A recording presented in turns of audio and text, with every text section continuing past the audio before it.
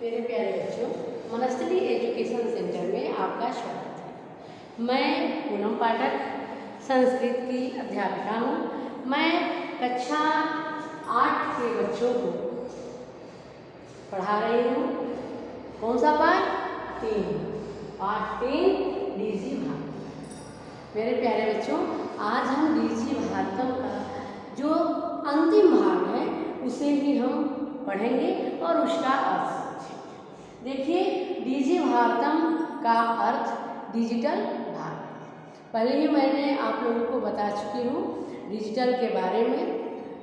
आप सभी को अवगत करा चुकी हूँ कि मेरा भारत डिजिटल हो गया है, कैसे डिजिटल हुआ है और इससे हमें क्या क्या सुविधाएँ मिली है। और डिजिटल होने के सबसे अच्छा प्रमाण आप ही लोग हैं। देखिए, इस कोरोना काल में डिजिटल इंडिया होने की वजह से ही हम आपको पढ़ा पा रहे हैं और आप अपने घर बैठे पढ़ रहे हैं। यानी बिना विद्यालय आए ही आप शिक्षा का भरपूर लाभ उठा रहे हैं। ये किसका दिन है? डिजिटल इंडिया की। देखिए, डिजिटल इंडिया के बारे में संस्कृत से हिंदी को में ट्रांसलेट करके, अनुवाद करके हम लोग समझे कि क्या है। ध्यान से देखिए सर। तद्दिनं नाति दूरं यदा वयं हस्ते एकमात्र चल दूरभाष यंत्रमादाय सर्वाणि कार्याणि साधयितुं समर्थाः भविष्यामः। मेरे प्यारे बच्चों, लिखा है तद्दिनं यानी वह दिन, नाति दूरम दूर नहीं है, यदा वयं हस्ते जब हम हाथ में एकमात्र चल दूरभाष यंत्र यानी मोबाइल मादाय लेकर, वह दिन दूर नहीं है जब हम हाथ में एकमात्र मोबाइल लेकर सर्वान् सभी कार्य साधयितुं शक्ने समर्थाः समर्थ भविष्यामः मतलब होंगे। अर्थात वह दिन दूर नहीं है जब हम हाथ में एकमात्र मोबाइल लेकर सभी कार्य करने में समर्थ होंगे। वस्त्र पुटके यानी जेब में, वस्त्रों में पॉकेट रहता था ना, तो वस्त्र पुटके अर्थात जेब में, जेब मतलब पॉकेट में रुपए का नाम रुपयो आवश्यकता न भवती, यानी अब हमें जेब में रुपयों की आवश्यकता नहीं है।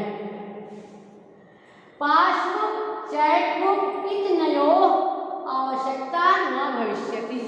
पासबुक जानते हो ना, पासबुक जिससे हम लोग बैंक में पैसा जमा करते हैं, या चेकबुक जब हम लोग पैसा निकालने जाते हैं तो चेकबुक हम लोग के पास रहता है, तो चेकबुक के द्वारा हम लोग पैसा निकालते हैं। इत्यनयोः यानी इन दोनों की आवश्यकता न भविष्यति, अब आवश्यकता नहीं होगी। पठनार्थ पुस्तकानां समाचार पत्राणां अनिवार्यता समाप्त प्राय भविष्यति। पढ़ने के लिए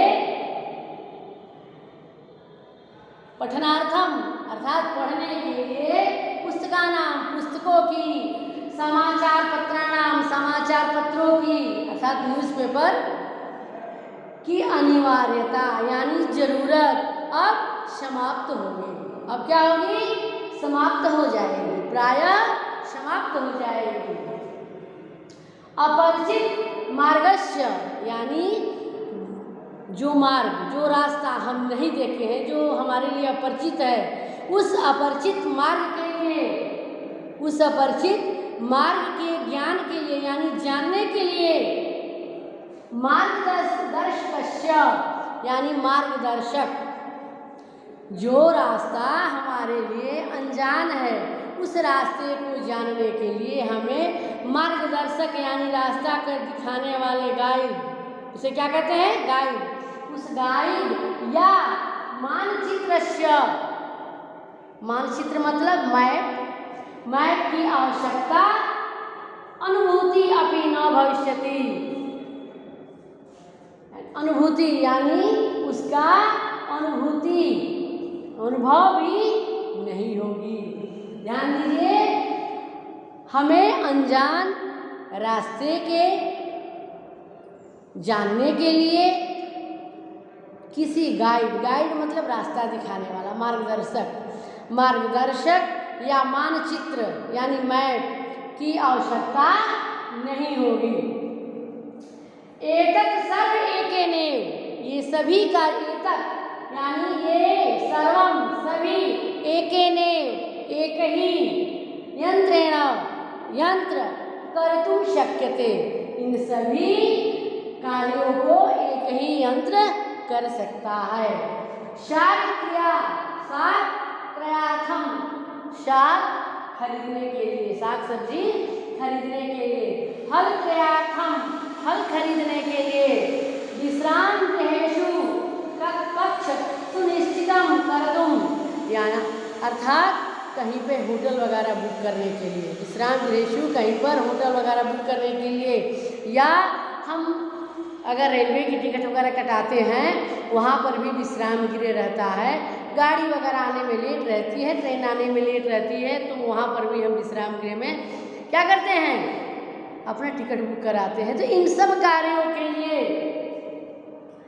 या चिकित्सालय शुल्कम प्रदातु, या चिकित्सालय, चिकित्सालय मतलब अस्पताल, अस्पताल में भी अगर कोई मरीज हमारे घर का भर्ती है तो उनका भी शुल्क देने के लिए यानी फीस देने के लिए, बहुना दानमपि दातुम, यानी बहुत दान देने के लिए, डोनेशन वगैरह दिया जाता है ना, तो उस डोनेशन वगैरह के लिए भी चल दूरभाष यंत्र में यानी मोबाइल जो है अल्पम, अलम, अलम मतलब प्रयोग करते हैं, अलम मतलब क्या होगा, प्रयोग करते हैं। इन सभी कार्यों के लिए एकमात्र यंत्र हम क्या, मोबाइल प्रयोग करते हैं। चाहे हमें अनजान रास्ता का ज्ञान करना हो, जानना हो कि रास्ता कहाँ जाएगा, ठीक, या हमें साग फल विश्राम गृह का कक्ष सुनिश्चित करना हो, या हमें अस्पताल वगैरह में फीस जमा करना हो, या हमें कहीं दान देना हो, डोनेशन वगैरह देना हो, इन सभी कार्यों के लिए एकमात्र यंत्र क्या है, मोबाइल है। इस मोबाइल से का प्रयोग हम कर सकते हैं। अलम मतलब क्या होता है, प्रयोग करना, ठीक। इन सभी कार्यों के लिए हम मोबाइल का प्रयोग कर सकते हैं। देखिए अंतिम पंक्ति, डिजी भारतम इति अस्या, यानी डिजिटल भारत, डिजिटल भारत इति अस्या दिशि, इस दिशा में वयम भारतीय, हम सब भारतीय, हम सब भारतीय द्रुतगत्या यानी बहुत तेजी से अग्रेसरामः आगे बढ़ रहे हैं। डिजी भारतम इति अस्याम दिशि वयम भारतीय द्रुतगत्या अग्रेसरामः। डिजी भारत मतलब क्या होगा,